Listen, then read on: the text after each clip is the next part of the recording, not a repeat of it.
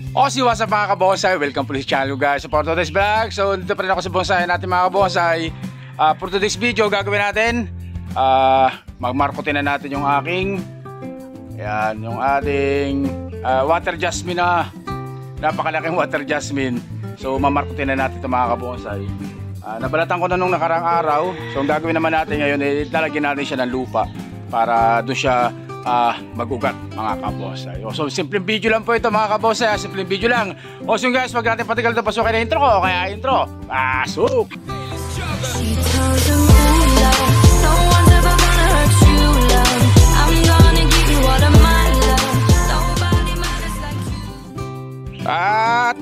At ayan na nga guys. So gumawa na ako ng dalawa. Ayan, itong dalawa na to, isa, dalawa, tatlo, apat, bali 5 piraso ang mamarkotin natin dyan. So ang ginawa ko dyan, tinaasan na natin. Unahin kong i-markot yung ibabaw. Yan. So yung ibabaw kasi sobrang taas, unahin natin na markotin yung mababaw. Yung ibabaw nyo, yung taas nya.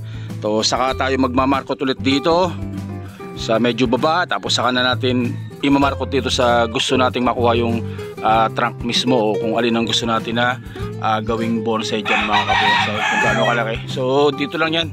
So medyo malaking water jasmine yan mga kabonsai. So tukod yan para di tumumba. So hanggang dito siguro tayo. Pero dito muna tayo sa ibabaw. Sayang itong ibabaw kung hindi natin mamarkotin. Ayun, so yung kataas, laki nito. So nasa lumang video ko yung pagkuha namin ito doon sa tropa. So binigyan sa atin ng tropa tong water jasmine na ito na napakalaki. Kaya hindi na natin yan pinalagpas at inuwi natin dito sa bonsayan. So yan guys, markotin natin. So papakita ko lang sa inyo yung mga gagamitin natin para sa pagmarkot yan guys. Saglitan po. At ayan na nga guys. So gagamitin natin, so plastic ng yelo. So plastic ng yelo na yan. Tapos itong yung ipa ng palay, tsaka yung pulbos ng bunot ng niyog. Tapos meron din tayo ditong river sand, na yung pinong river sand. So pinaghalo-halo natin yan, bali 3 piraso yan. 3 klase ng lupa. So yung ipa, yung pulbos ng bunot, at saka yung river sand na pino guys. So ang gagawin natin, ilalagay lang natin dito sa plastic ng yelo na to. So papakita ko sa inyo mamaya. Okay guys, gawin na natin to. Wala cameraman, kaya solo lang tayo. So lagyan lang natin ng lagyan natin ng yung mixture na ginawa natin. Pulbos ng bunot ng niyog, yung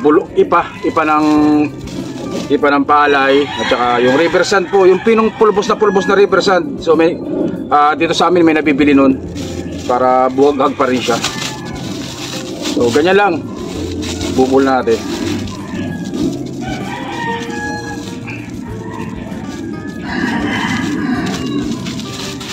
So ganito yung mabilis pag ganito yung technique na gagawin niyo ng pagmamarkot. Pero nasa sa inyo rin, kasi marami namang paraan kung paano. So sa akin ganito talaga ang ginagawa ko guys. Kahit dun sa mga ang tawag dito, yung mga hibiscus dati na minarkot natin, so ganito rin ang ginamit ko. Pero yung hibiscus kahit hindi na imarkot, mabubuhay ang cuttings niyan. So ako nagmarkot lang ako para sure ball, lalo doon sa mga medyo mas malalaking sanga.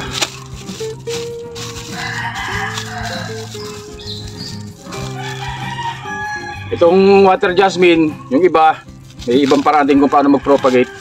Yung iba binababad sa tubig, yung iba parang cuttings. So hindi ako masyado nakakabuhay nun. Kaya sure ball ako, mas gusto ko itong nakamarkot na nakaka. Magtyaga lang kayo, konting effort lang para sigurado mabuhay. Sayang ng halaman eh. Saka bihira na po ngayon yung malalaking water jasmine. Talagang paunahan nun dati. Makakahanap ako ng malalaking water jasmine ngayon, mahirap na. So propagate, nagpropagate din ako ng buto ng water jasmine. So nakabuhay naman tayo, dami. So ganyan lang po yung mga kabonsai, ganyan lang ang diskarte niyan kung paano ang tawag dito kung paano mag markot ako. So ganyan, tapos bubutasan nyo dito. Yan. So pag nabutas nyo na ganyan, so ito yung ibabalot nyo dun sa sanga, dun sa minarkot nyo. Papakita ko sa inyo guys. Okay guys, ayan na. So ito ang babalutan natin, isa na to. Ito isa na to, babalutan natin yan guys, para makita nyo kung paano. So ganyan lang yan.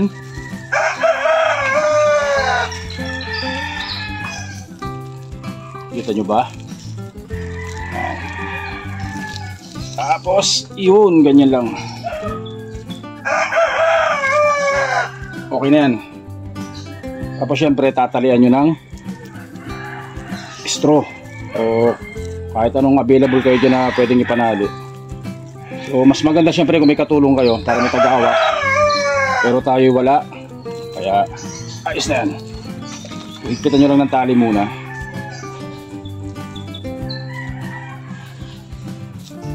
Hindi malaglag. Tapos tuluputan nyo.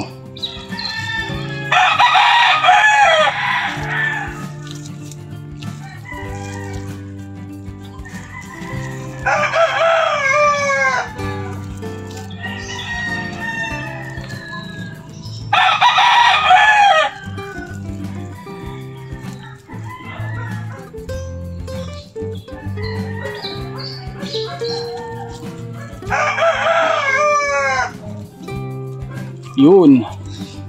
So ganyan lang yung kadali. Tapos didilig-diligin din natin, pero dahil ngayon umuulan, mababasa na siya ng kusa.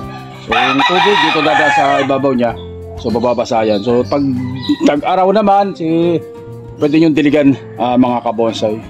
So ganyan lang po kadali. So gawin din natin yung iba dyan. So ganun lang ibubutasan nyo muna itong ano.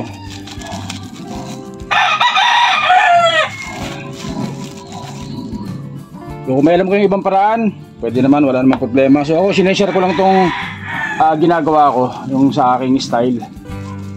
Sineshare ko lang sa mga kabonsay natin dyan, lalo sa mga newbie natin na mga kabonsay, para may idea sila.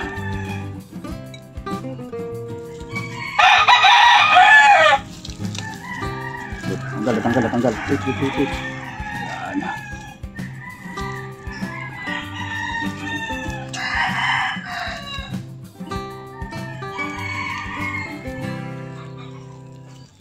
Mas maganda kung may katulong para may tagahawak.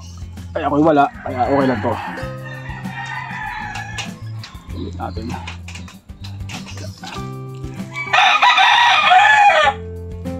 Ito nyo ako, kami nahihirapan.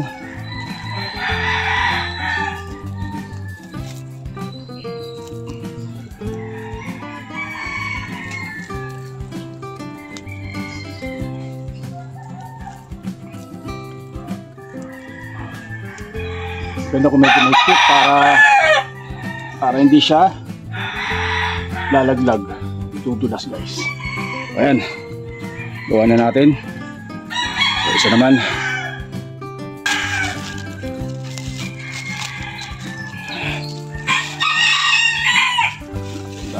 Balot masikip pwesto.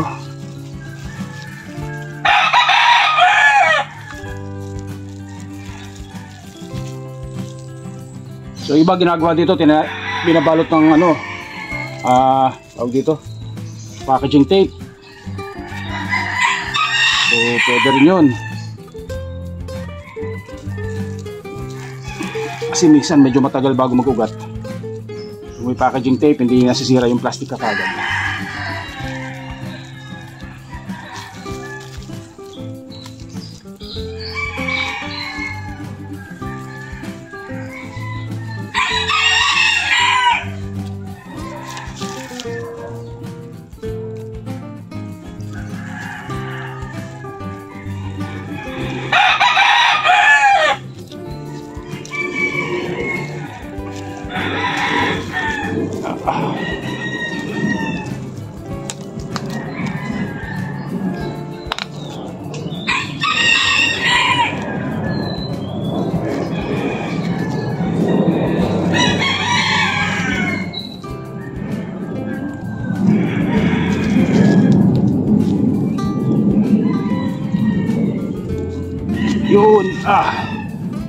So nagawa na natin 5 piraso. So basahin natin.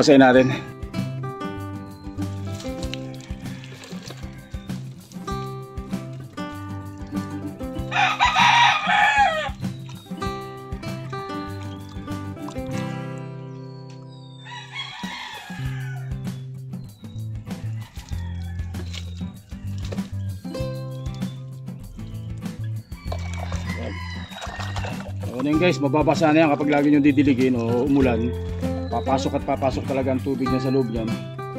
Yung pinakang karoon siya ng moisture para mabilis ugatan mga kabonsay.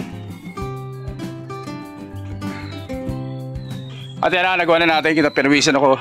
O, so yan mga kabonsay, so bali 5 piraso na, 5 piraso. 1, 2, 3, nasa likod, 3, 4 at 5 yung nandito sila. So guys, yung ibang diskarte kasi wala lang ako ng ana-ana. So ang ginagawa ng iba, ang pinambabasa dun sa mixture na ilalagay nyo dun sa plastic anaa, yung rooting hormone yan para pampabilis talaga siyang umugat. Ibababad nyo muna yung didiligan nyo. Pwede rin yun ang idilig ninyo, ang rooting hormone na anaa, para talagang mas mabilis siya na magkaroon ng ugat. So gagawin natin dito, i-update ko kayo sa sunod kapag nagkaroon na ng ugat yun. Mga 1 buwan siguro yan, January, malamang may na to, may ugat na to. Tingnan natin kung pwede na nating harvestin. Pero yan muna. So dapat ang gagawin ko maraming markot sana. Pero so nakapag-desisyon ako, ganyan muna, isa-isa lang muna. Pag markot natin ito, itatanim natin sa training pot, bubuhayin natin. So saka na lang ulit tayo magmamarkot sa kanila. So hindi ko na sila pagsasabay-sabay na nakamarkot dito. At baka nagtataka kayo bakit sobrang taas. So unti-unti lang muna na markot. Ito muna, tapos sa baba ulit, tapos sa baba hanggang sa makuha natin yung gusto nating sukat dito sa ating water jasmine, mga kabonsay. So guys, hanggang dito lang po muna. For sharing lang po ito For sharing lang. Ito po yung sineshare ko yung pong aking experience o yung aking nalalaman mga kabonsay. Hanggang dito lang po muna. Stay safe. At syempre God bless you po mga kabonsay. Maraming salamat po. Thank you.